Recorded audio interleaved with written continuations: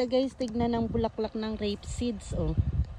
Ang dami at ang lawak ng plantation niya.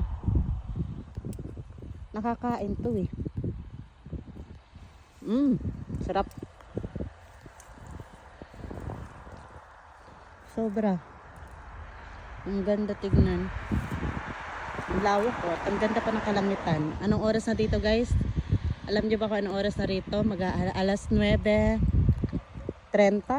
Pero tignan niyo ang liwaliwanag pa.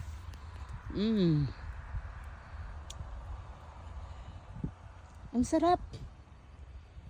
Nakita ko to yung mga meron din mga vlogger na kinukuha nila yung mga pino pa, yung mga ganito. Ginugulay nila.